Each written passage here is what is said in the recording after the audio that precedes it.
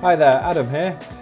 Today we're going to take you through some top tips for starting and upwind on the virtual regatta game. So in this first race we are using a VIP account and I've selected all the race helps. So there's a fair few perks in this race. What I'm going to do is just take you through some of these advantages that you've got by using the race helps and the one that you get with the VIP account. So the VIP account allows you to have this bar at the top which shows you if you're getting lifted or headed. Then all the other perks here are to do with the race helps. So at the top we've got the wind indicator, which enables us to see what wind's coming down the course and what angle it's coming at. So for example, if it's pointing from the top left of the screen down to the bottom right of the screen, you're going to be on a port hand lift. If it's pointing more from the top right of this circle down to the bottom left of the circle, you're going to be on a starboard lift. So it's key during the race to look at how those little flags move, and because then you can predict if you're going to get lifted or headed. So the other things to look out for is the darker patches within this circle. They will tell you where the pressure is on the course, and that's in the game whether you've selected all the helps or not. So that's always there, the pressure, but the wind indicator is another big advantage of one of the helps you can use. So we'll just start here. We've got 12 skippers in the race, so the countdown is coming up to a minute.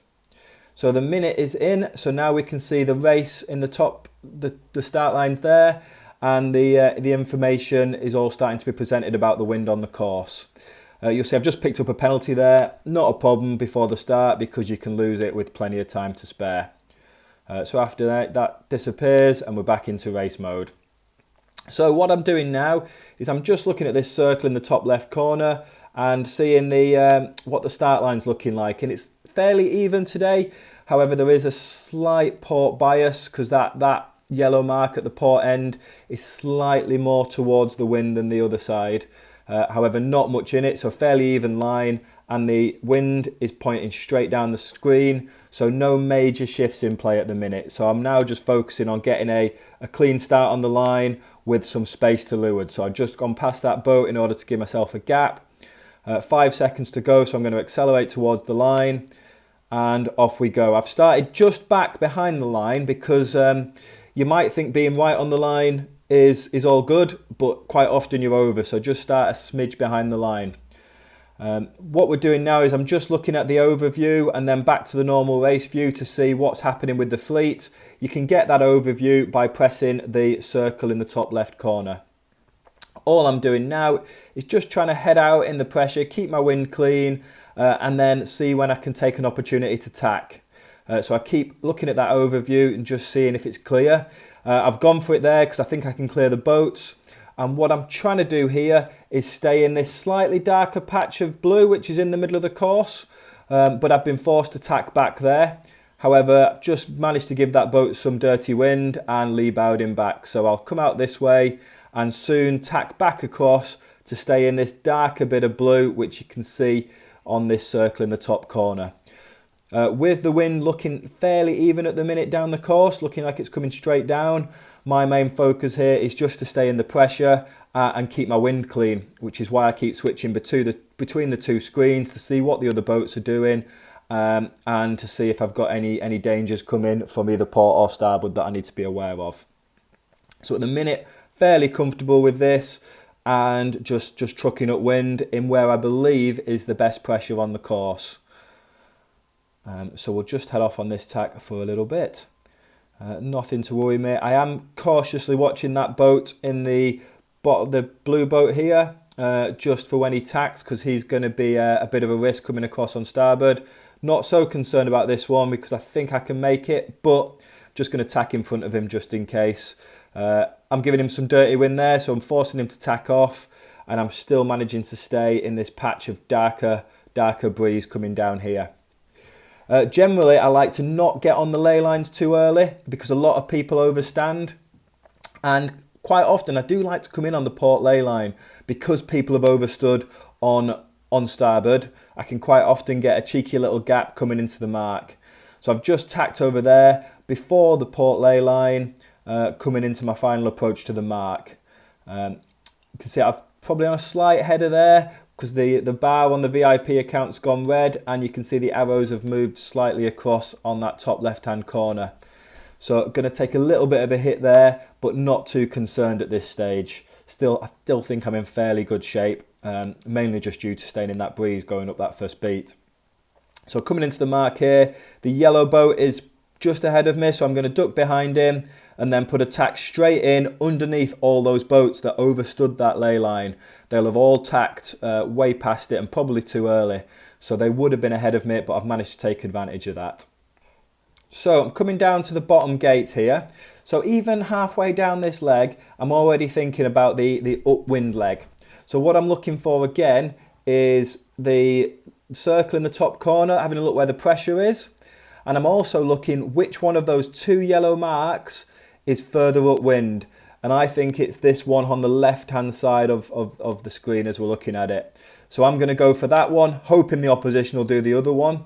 However, in this case, I don't think he's going to. So yeah, he's got the same idea as me, going for that further upwind marker. So we're both going to go around the favoured side. And again, the plan here is, I'm in his dirty air here. So you can see that lighter patch of water is the wind shadow. So I'm just going to tack out and try and keep clear. And then by putting on this overview, we've got the perk of wind shadow. So you could see the wind shadows coming off the sail. And I think I was bow forward. So I'm not in any dirty air here. So fairly comfortable with that. What the other sailor should have done was tack a bit earlier. However, I'm going to try and hop out to the left here because I can see there's more pressure on the left-hand side. So heading out to that left-hand side pressure. Again, the guy in the lead, young topper sailor from my home club, has had the same idea, and he's heading out that way as well. And he's also just doing a loose cover on me to stop me getting any major advantages.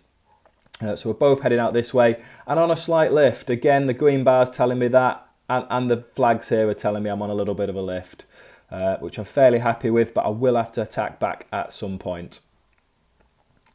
So what I'm going to do is probably just sail to give this boat behind me dirty wind, so constantly worrying about the boats further behind the fleet. And the yellow boat, yeah, there he goes, he tacks on top of me. What he hasn't done though is he didn't tack early enough.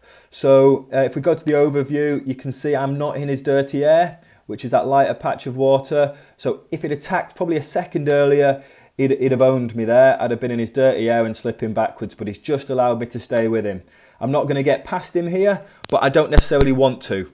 Being this close, coming up to the final top wind mark, means that I can have the control going downwind and roll over the top of him. So yeah, his error there was just tacking that smidge too late, which is my advantage. So we're just going to sail up to the ley line here, and I'm going to be forced to tack on the ley line.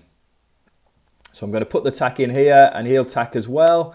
I am in his dirty air there. Again, not too concerned. I'm just going to make sure I don't clip him and just stay above the ley line so I don't drop down and miss the mark. So little luffs into the wind every now and again. So yeah, fairly pleased with that. And now we'll head to the downwind leg where I'll just cover him downwind and roll over the top of him. It's easier said than done, so to speak, but that is the plan. So really happy with that beat. And now, yeah, we'll just roll downwind and hopefully roll over the top of him. So that's my move there.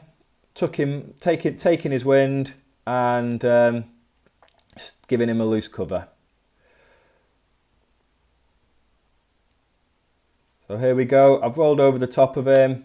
I'm going to jibe onto starboard there, and that's game over. He's got the penalty, and I'm going to cruise down to the bottom finish, all by just staying close to him upwind there. All very civil at our club, so we're all doing well dones and thank yous for a good race there, and I'll just roll into the lead across the finish line. So really happy with that race, and mainly secured that through making no major mistakes upwind and just keeping in the breeze really there, keeping in the breeze and trying to stay on the right side of the shifts. So just to summarise that race, before the start, try and assess the bias of the line.